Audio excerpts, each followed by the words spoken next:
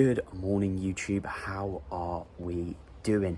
So welcome back to another video, and today the lighting is absolutely superb. I'm not sure what this fence in the background is, but we're house sitting, we are here, we are going for it. So today's plan of action is to run you guys through everything that I am doing to grow my legs, these absolute sticks, and how I'm going to turn them into tree trunks. So stay tuned. The new meal one is bacon medallions, eggs, egg whites, some veg, and some sourdough. I started by spraying the pan because I don't want to spunk 50 calories on some olive oil to cook it in. That will be saved for when I'm in a surplus. I chop up the bacon medallions with scissors because who chops meat with a knife? It takes absolutely forever, and it's just wildly inefficient. So we mix that all up, keep it moving, and start to crisp it up nicely before adding some salt, adding some mushrooms, adding some spinach, and then I start to get the eggs ready for that.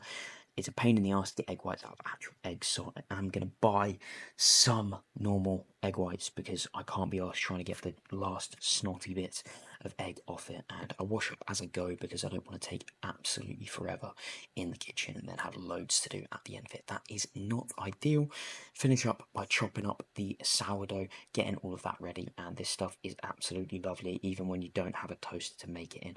And yes, I did just drain it off the scale. I'd like to make this into an omelette, but the pan that I've used is so burnt from literally daily abuse cooking on it and forgetting to move my food around, which is why I have to constantly keep stirring these scrambled eggs for them to be anywhere near half decent, but I've somehow managed it. So you've just seen meal number 2 there, and now it is time for a leg session. The first one of this rotation from my new coach. And speaking of which, why is legs something that we've identified that needs to be improved upon?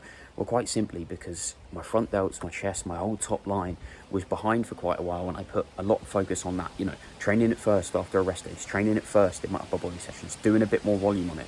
And now it's come up and it's probably one of my stronger points. Hashtag make a weak point a strong point. Fuck off, bro. Now you can see my awful headline. But I potentially lost sight of that, and now my legs, specifically probably my quads, my calves, my hamstrings are all right, and definitely the glutes. Geez, man has got back.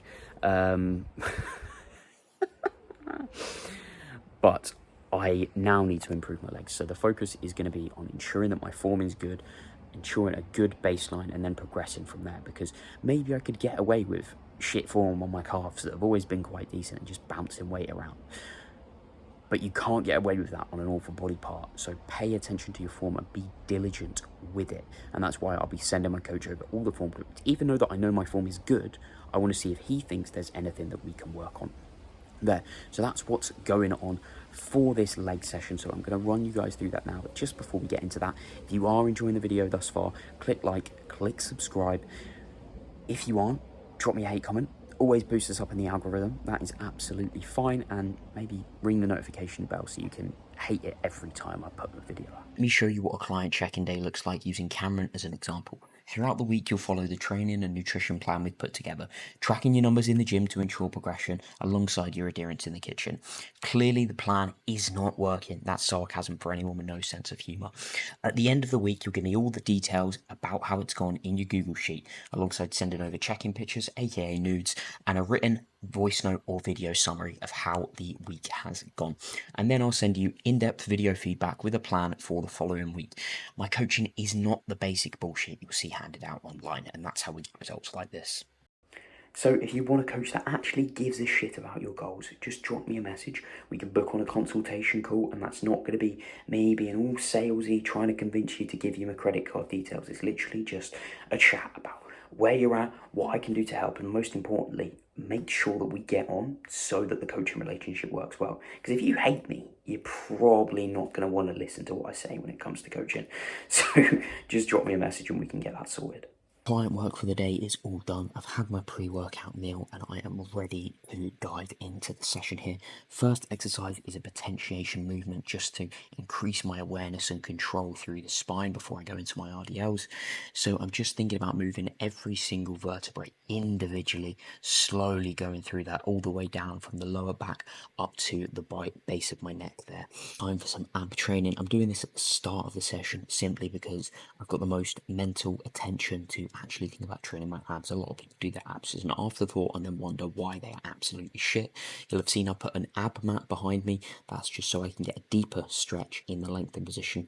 Then I'm using the pad on by my ankles to keep me down, restrained, and mean I can move all of the load using my spine, not my hips, which is obviously not going to hypertrophy your abs. The final exercise before we actually get onto some lower body training is a single arm cuff lateral raise. I prefer cuffs just because it feels a little bit better on the side there. I can really think about that rather than my wrist. And I've got the cable height set a little bit below my hand, so it's hardest in the mid to lengthened range. You see where my arm and the cable make a 90-degree angle is when it's going to be most challenging. Still getting a deep stretch across the body and pausing there for a second. And it's got the exact same rationale of doing it here as I do with my abs, because delts are already a strong point for me, so I can do a bit more work on my upper body days for those other muscle groups and then just do them here. It only takes 10. And I have another potentiation exercise here, which is just a single leg dumbbell RDL, so I can focus on moving my hips backwards, getting a really, really deep stretch on the hamstrings to prepare me for my warm-ups and then my actual working set of the RDLs, which I only have one of, so I want to make sure that I'm very prepared, very fresh going into it, and I can get the absolute most out of it. And this is just one way to do that. Pushing the hips backwards, getting a deep, deep stretch, and then going into the actual working movement. I'm just strapping up here, and I've got the awful problem of an itchy nose whilst I'm already strapped in, so I move my face down towards my hand. It was a little bit awkward, but you know, it is what it is. So getting set up, pulling the bar towards me, standing up and going into a hinge. Exactly the same cues as previously. The main thing that I want to think about here is pausing in the bottom, because a lot of people have a tendency to skip out on that because it's hurt, because it hurts, because it's challenging, and that is also why it's going to help you. Now it's time for my quad work, and if you're someone that struggles to get a good connection to your quads, something like what I'm doing here will work very, very well. And no, that is not the Pac-Man socks. They are not going to help you grow your legs. What I'm talking about is a 20 rep set. I've got two 20 rep sets on this leg extension here. You'll also see that I've got my hips angled backwards, or my torso angled backwards, so that I can be in more hip extension and get a greater stretch through the rec fem, which is the quad that crosses your hip. So I'm getting a crazy sensation here before I then go into my lower body compounds. The one that I've got for the and the one that I've got for this session is the Cybex pivot press. You'll see I've got a little blue extra seat pad below me, and that's just so I don't run out of hip range before I run out of knee or ankle range, and I can get as much load through the quad as possible. You want nice deep reps here.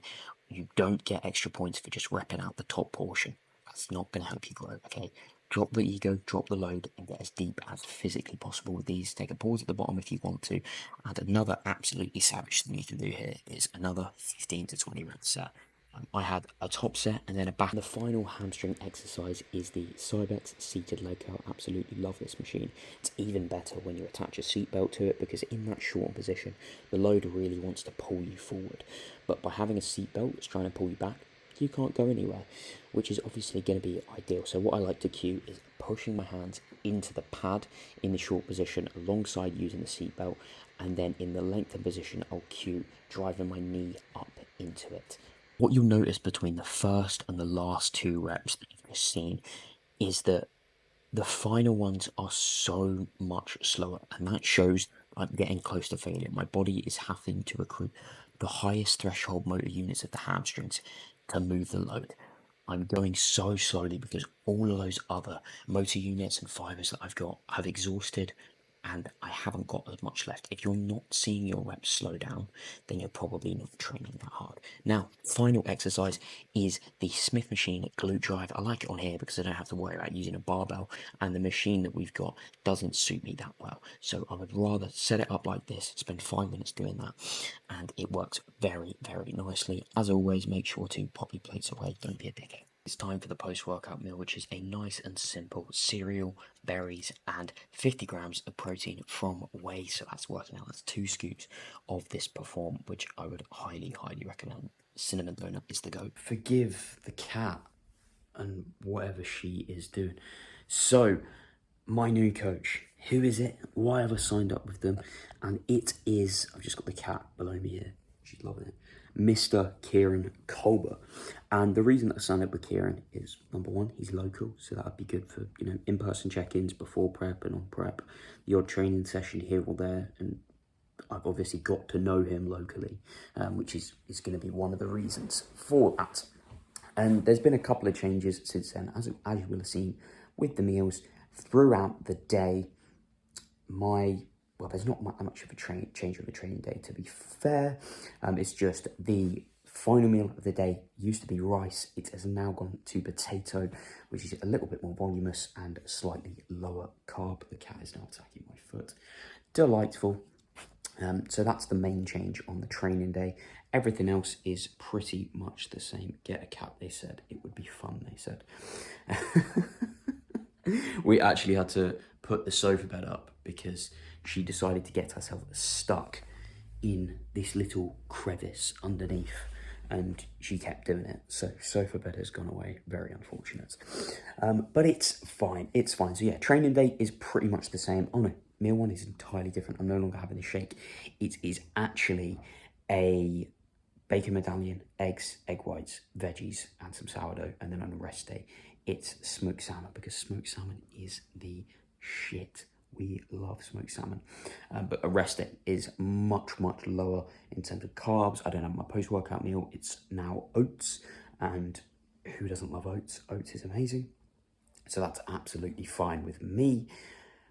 And that works out at 700 calories lower. So a big, big drop there. A little bit higher in fats, much lower in carbs, because, you know, that's what the bodybuilding rules are. So you've got to do that. No, it just makes sense to use more food, use more energy from my body when I'm not doing as much day to day. You know, I'm doing steps, I'm doing a bit of cardio, but I'm not training. And that's what I need a lot of those carbs for. And then training day is like 300 lower. So it's not anything crazy, but there are some differences there. And once I'm then into a surplus, we will definitely be pushing food up, because you need to be eating more food if you want to be in a surplus. That's how it works. And that's when my legs are really going to be growing. And the final meal for the day is the infamous pineapple, chicken, mince, rice, beetroot, and a bunch of mixed veggies. This tastes absolutely bad. And that is the video in its entirety, gang. It is still bright outside because we do have some sort of British summer going on. Let's close this cupboard. There it is. Boom. But I'm sure it will start getting dark soon. So hopefully you guys enjoyed that and got a little bit of an insight into, you know, what it's going to take to bring up a weak body part. But this stuff is going to apply to anything that you've got that's shit. And actually, now that I think about it, I've got guides to growing your weak body parts. Videos, me talking through it. It's not like a boring lecture thing. There's jokes here or there. There's inappropriate things that you shouldn't say, but it's funny, so I want to say it. And it's not designed to be boring, it's designed to be helpful. So you got shit legs, shit chest, shit back, shit delts, shit arms. I just forgot 2 of the human body parts. That's not particularly good. Well done, Luke. Then let me know, and I'll get those sent across to you straight away, or you can access some of those in my bio as well. So if you have enjoyed, like, share, subscribe, comment, all of that good stuff, and Stuart will love you. Wait, Stuart, there we go. There she is. Legend.